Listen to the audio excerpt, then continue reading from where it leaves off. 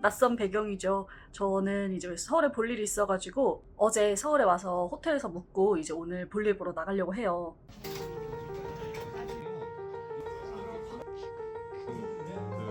오늘 할 일을 일단 첫 번째 상암 DMC에 가서 볼일을 좀 봐야 하고요. 두 번째, 상암과 합정이 가깝잖아요. 합정 자주 가시는 분들은 아시겠지만 합정에 교보문고랑 알라딘이 맞은편에 붙어 있어요. 그리고 주변에 독립서점도 많고, 그래서 합정에 가서 책도 사고, 제가 요즘 계속 연필이 좀 사고 싶어가지고 연필도 좀 사고 그렇게 하려고 합니다. 일단 책을 뭘 가져갈까 고민 중이에요. 집에서 가져온 책은 요 캐드펠 수사 시리즈 네 번째 성 베드로 축일이랑 전자책을 가져왔거든요. 근데 오늘은 많이 돌아다녀야 되기도 하고, 아마 이따 알라딘에 가서 분명히 책을 제가 살 것이기 때문에 이거 가져나가면 너무 무거울 것 같아서 오늘은 전자책으로 가져가 보려고 합니다. 제가 쓰고 있는 리드페이퍼, 꼬질꼬질해진 리드페이퍼를 이제 들고 나갈 거고, 지금 리드페이퍼에 어떤 책들이 업데이트 됐는지 몰라가지고 제가 이따 지하철 타고 가면서 책을 좀 골라보려고 해요. 아직 못 정했거든요. 자, 그러면 일단 출발해서 다니면서 또 소식 전해드리겠습니다.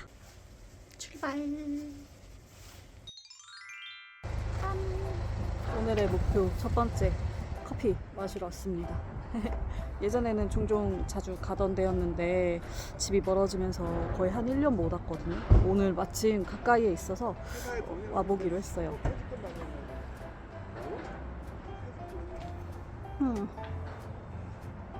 빈속이지만 커피를 때려 넣습니다.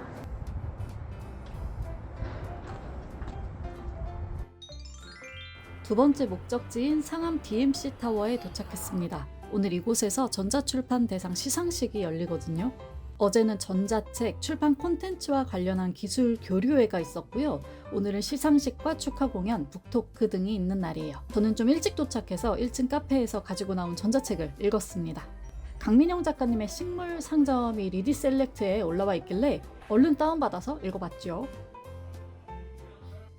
건물에서 이북 관련 전시도 진행하고 있어서 좀 둘러봤습니다. 그동안 어떤 콘텐츠들이 전자출판상을 수상했는지 한눈에 살펴봤고요. 이북도 종류별로 여러 대가 있어서 이것저것 좀 사용해봤어요. 오디오북도 들을 수 있어서 한번 들어봤습니다. 이북이 어떻게 발전됐나 이런 걸 이제 보여주는 판이거든요. 근데 쭉 오다 보면 이거 저 처음 봤어요. 이게 국내 최초의 이북 단말기는 이렇게 생겼었다고 합니다. 그리고 밑으로 오면 이제 저희한테 좀 익숙한 것들이죠. 크레마랑 킨들. 네, 이쯤에 제가 쓰는 리디북스가 있겠습니다. 크레마. 금세 시간이 다 돼서 시상식장으로 들어왔습니다. 파페라 그룹 볼라레의 축하 공연으로 시상식이 시작됐습니다. 제가 하도 궁금해서 관계자분께 여쭤봤어요. 전자출판되는 콘텐츠가 한 해에도 한둘이 아니잖아요. 이 수상작을 결정하는 기준이 뭐냐고 물어봤더니 담당자분께서 그런 말씀을 해주시더라고요. 기준은 여러 가지가 있는데 특히 올해는 장애인 접근성이 높은 콘텐츠들이 높은 점수를 수상했대요. 시상 이후에 각 출판사 대표님들이 미니토크를 하는데 이런 말씀도 하시더라고요. 현재는 장애인이랑 비장애인의 정보 격차가 너무 크대요. 이런 독서 시장에서 이북이 정보 접근성을 용이하게 할 수 있다고 하시더라고요. 저는 사실 이북 쓰면서도 이런 생각은 크게 안 해봤는데 출판계 어디에선가 이런 것들을 고민하는 분들이 계시다고 하니까 그 점이 무척 든든하고 좀 다행스러웠습니다. 자, 시상식을 모두 관람하고 저는 합정 교보문고로 넘어갔습니다. 시기가 시기인지라 크리스마스 상품의 달력에 진짜 완전 연말 분위기 나더라고요. 새해를 겨냥한 스케줄러도 많이 나와 있었고요. 저는 사고 싶었던 연필을 좀 보러 갔는데 생각보다 마음에 쏙 드는 게 없었어요. 빈손으로 교보를 나와서 알라딘에 갔는데 알라딘이 있었는데 없어졌습니다. 다행히 완전 없어진 건 아니고 근처로 이사를 갔더라고요. 찾았다.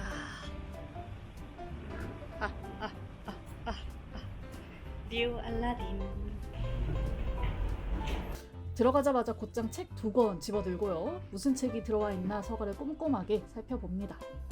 알라딘에 가면 씀씀이가 부쩍 해퍼지는 것 같은 이 기분, 저만 그런 거 아니죠? 여기는 제가 제일 좋아하는 카테고리입니다. 출간일 1년 이내에 신간을 모아둔 곳. 여기 진짜 좋은 책들 많아요. 신간도 많고 대체적으로 다른 서가의 책들보다 가격이 조금 비싸지만 진짜 여기가 완전 노다지입니다. 오, 농담곰. 제가 얘를 참 좋아하거든요. 농담곰. 너무 귀여워. 뭐야, 패치지. 귀엽다. 뭐가 귀여워?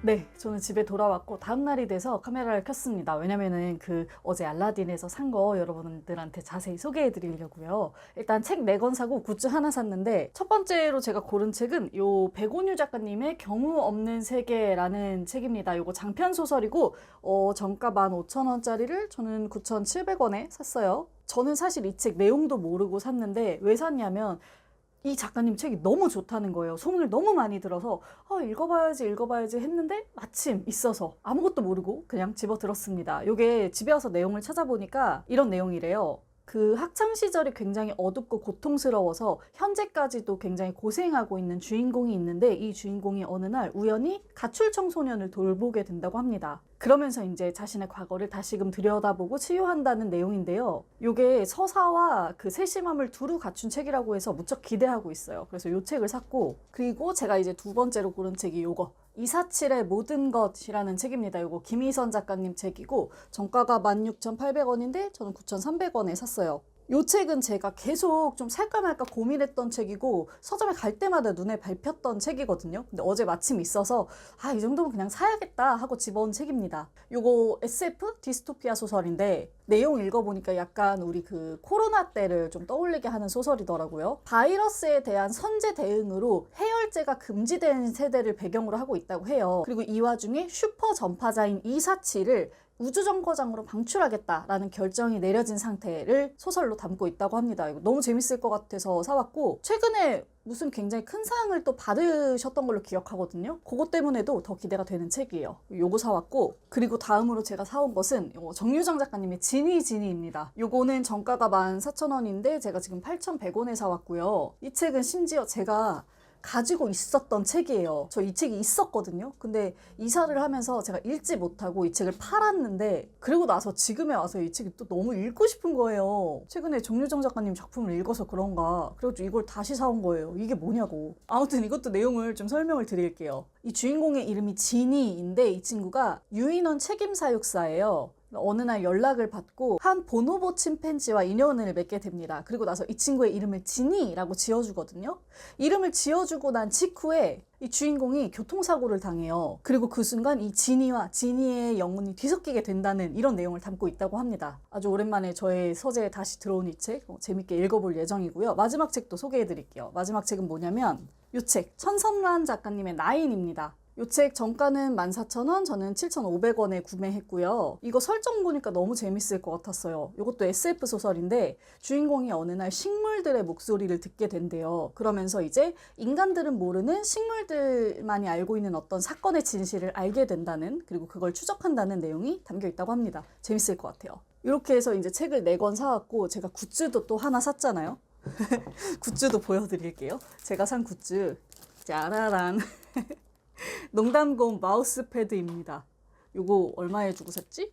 5,500원에 샀네요. 제가 굿즈에 진짜 돈 안 쓰는데 농담곰 너무 좋아해서 샀습니다. 저 잠옷도 이 농담곰 잠옷이거든요. 제 원래 마우스패드가 지금 쓰는 게 이렇게 시커먼 멋대가리 없는 이런 꼬질꼬질한 마우스패드인데, 이제 이 농담곰 마우스패드로 사용하려고 하고요. 마지막까지 고민하다 이 디자인을 고른 거여서 무척 마음에 듭니다. 잘 고른 것 같아요. 이제 저는 이 간단한 촬영 마치고 나면 집 근처 카페에 가서 어제 읽다만 전자책 좀 읽으려고 합니다. 지금 집이 너무 춥기도 하고 집중이 안 돼서 따뜻하게 카페에서 커피 마시면서 어제 읽던 전자책 식물상점을 마저 읽도록 하겠습니다. 제가 사용하는 리디페이퍼의 경우 리디북스, 리디셀렉트에서 받은 도서만 읽을 수 있어요. 저는 주로 리디셀렉트를 이용하는데 매달 구독하지는 않고요. 몇 달에 한 번씩 신간 도서가 좀 쌓이면 사용권을 구매하고 있습니다. 요즘 이북도 한 권 소장하려면 10,000원이 훌쩍 넘어가잖아요. 그런데 구독 서비스 이용하면 훨씬 저렴하게 여러 권의 책을 볼 수 있죠. 물론 소장이 안 된다는 단점도 있고 책의 물성이 없어서 좀 아쉽지만 이건 진짜 이북의 최대의 장점인 것 같아요. 자, 오늘은 이렇게 가벼운 브이로그로 소식을 전해드렸습니다. 제 브이로그는 늘 마시고 일하고 읽는 장면 뿐이네요. 별다를 건 없지만 그래도 이래저래 재미있게 봐주셨길 바라면서 저는 물러가 보겠습니다. 모두 멋지게 책 읽는 시간 되세요. 공백의 책단장이었습니다. 안녕.